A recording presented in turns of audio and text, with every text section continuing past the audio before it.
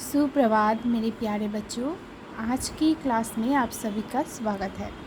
बच्चों, आपकी पाठ्य पुस्तक पल्लव भाग 3 के पाठमाला 7 में दी गई गोपाल कृष्ण कौल जी की पहली बूंद कविता की आज हम लोग विश्लेषण करेंगे। ठीक है, गोपाल कृष्ण कौल जी की लिखी गई पहली बूंद कविता का शीर्षक है पहली बूंद। ठीक है, तो ये जो कविता है बच्चों, इस कविता में वर्षा के कारण धरती और आकाश में बनने वाले सौंदर्य का वर्णन किया गया है। जब आकाश से बूंदें गिरती है, बारिश की बूंदें जब गिरती है तो सूखी धरती को नया जीवन प्राप्त होता है तथा सब और हरियाली छा जाती है। वर्षा की पहली बूंद गिरते ही मानो बूढ़ी धरती शस्य श्यामला बनने के लिए फिर से ललचा उठती है। तो इसी के ऊपर वर्षा ऋतु के जो पहली बारिश की जो पहली बूंद है, उसी के ऊपर लिखी गई गोपाल कृष्ण जी की ये कविता है पहली बूंद। ठीक है, तो चलिए हम इससे पहले एक बार पठन कर लेते हैं इस कविता की। आप सभी आपका पाठ्य पुस्तक निकालिए और मेरे साथ आप सभी पठन कीजिए। ठीक है, पहली बूंद कविता का शीर्षक है पहली बूंद। वो पावस का प्रथम दिवस जब पहली बूंद धरा पर आई, अंकुर फूट पड़ा धरती से नवजीवन को ले अंगड़ाई। धरती के सूखे अधारों पर गिरी बूंद अमृत सी आकर, वसुंधरा की रोमावली सी हरी दुपुल की मुस्काई। पहली बूंद धरा पर आई। आसमान में उड़ता सागर लगा बिजलियों के स्वर्णिम पर, बजा नगाड़े जगा रहे हैं बादल धरती की तरुणाई। पहली बूंद धरा पर आई। नीले नयनों सा ये अंबर, काली पुतली से ये जलधर, करुणा विगलित अश्रु बहाकर धरती की चिर प्यास बुझाई। बुरी धरती शस्य श्यामला बनने को फिर से ललचाई। पहली बूंद धरा पर आई। गोपाल कृष्ण कौल जी की लिखी गई। तो चलिए हम पहली जो पंक्ति है इसके भावार्थ को जान लेते हैं बच्चों।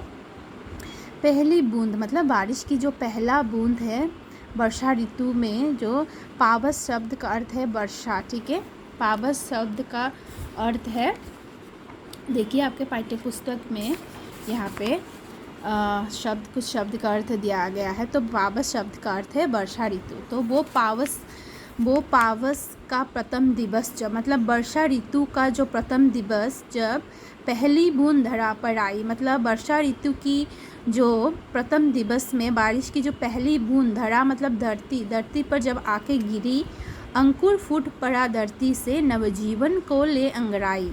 तब क्या होता है बच्चों, जो बीज है, कोई बीज की जो अंकुर है वो फूट पड़ती है।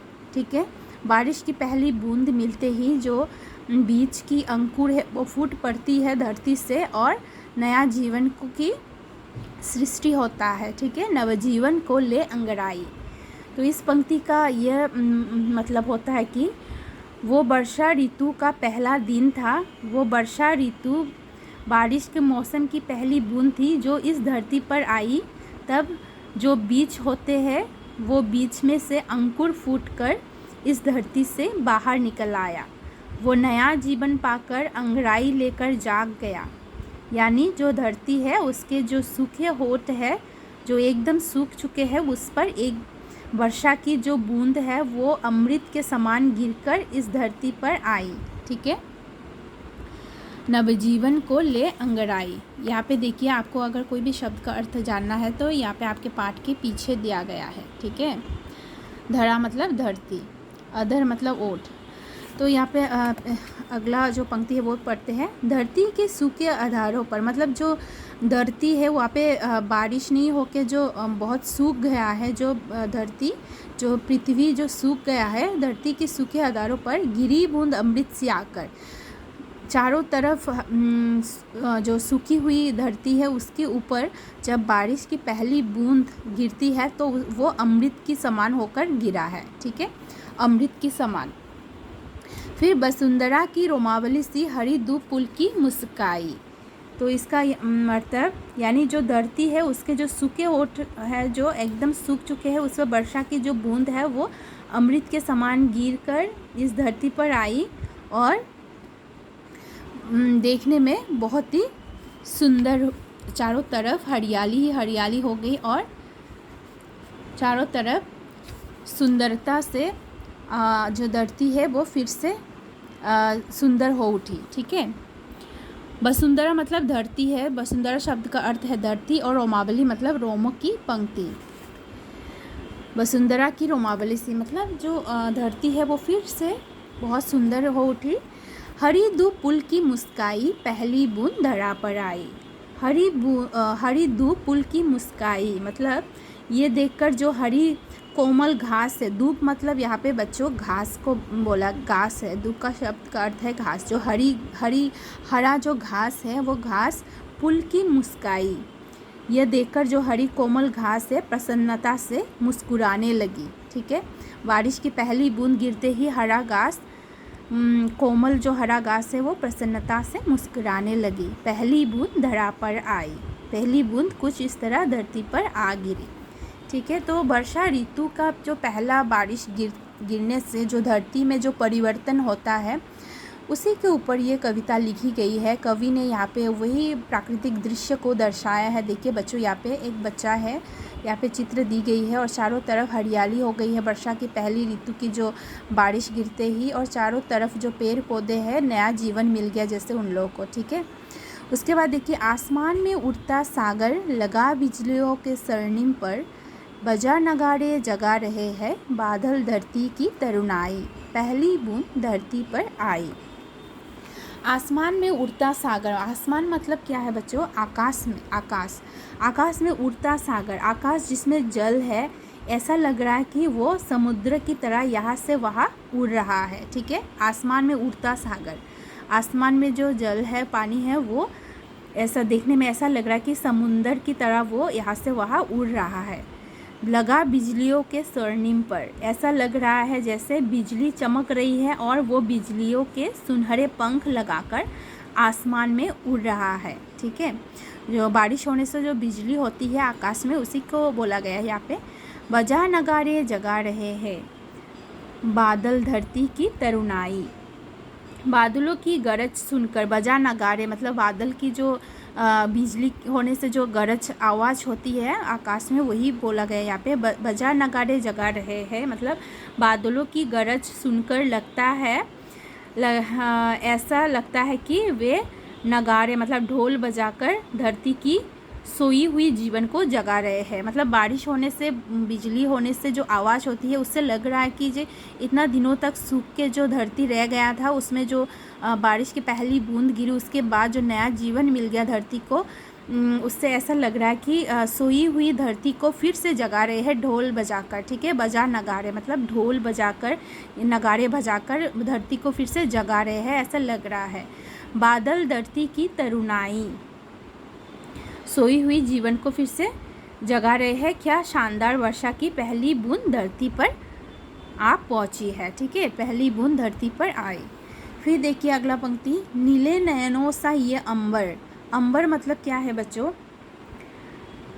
हाँ, आकाश है। अंबर शब्द का अर्थ है आकाश। नीले नयनों सा ये अंबर, आकाश को देखने में उसका रंग कैसा है बच्चों? नीला।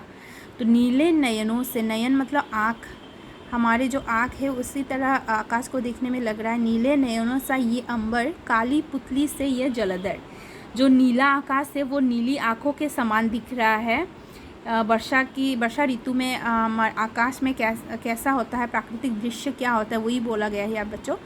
नीले नयनों सा ये अंबर, जो नीला आकाश है वो नीली आँखों के समान दिख रहा है, और काले बादल उन नीली नीली आँखों की पुतली के समान है। काली पुतली से ये जलधर मतलब जलधर, जो आकाश में जो बादल है वो देखने में कैसा है? काली पुतली सी।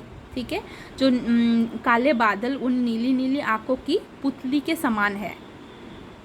तो यहाँ पे आकाश को और बादल को आँखों के साथ यहाँ पे समझाया गया है। ठीक है, फिर करुणा विगलित अश्रु बहाकर धरती की चिर प्यास बुझाई, धरती के जो कष्ट से द्रवित होकर मानो बादल आंसू बहाकर दया प्रकट कर रहा है।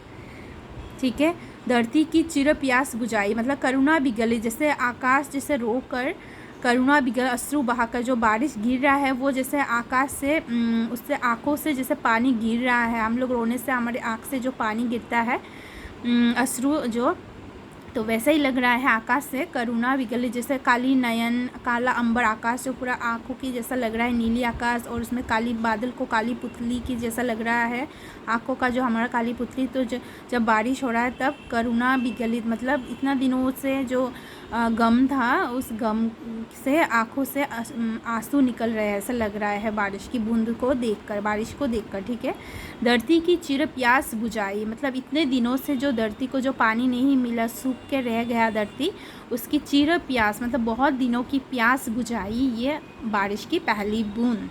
ठीक है, और जो वर्षा की बूंद जो आंसू से जिनसे वे बहुत समय से प्यासी धरती की प्यास बुझा रहे हैं। ठीक है, फिर पहली बूंद धरा पर आई, जो सहानुभूति और प्रेम पाकर सूखी धरती के मन में फिर से हरी भरी होने की इच्छा जाग उठी है, यानी हरी भरी होने की इच्छा जाग उठी है हमारी।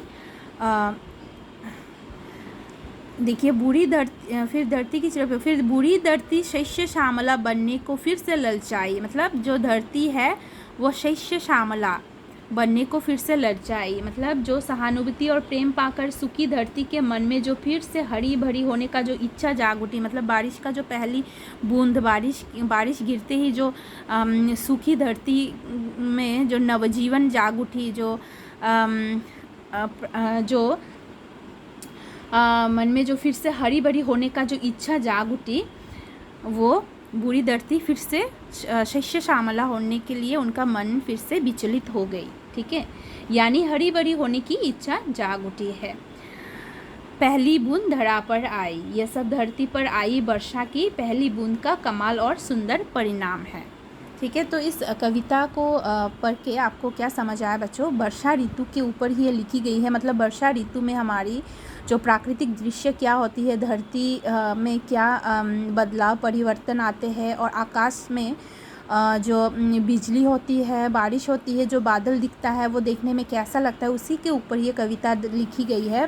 गोपाल कृष्ण जी ने कवि ने उसी वर्षा ऋतु के ऊपर ही ये लिखी गई है। तो इस कविता को पढ़ के हमें क्या शिक्षा मिलेगी बच्चों? जैसे हमें वर्षा ऋतु के बारे में हमें पता चलेगा कि वर्षा ऋतु में क्या परिवर्तन आते हैं और विभिन्न ऋतु में क्या परिवर्तन आते हैं, और प्राकृतिक सौंदर्यता को हम यहाँ पे अनुभव कर सकते हैं। ठीक है, जब बारिश होता है तो वर्षा के दिन बच्चों तब हमें स्वयं पता चलता है कि इस कविता के साथ हम वर्षा ऋतु को वर्षा जो ऋतु में जो हम यहाँ पे जो हम लोग जो देखने को मिलता है उसी के साथ हम लोग यहाँ पे मिला सकते हैं। जो कवि ने लिखी है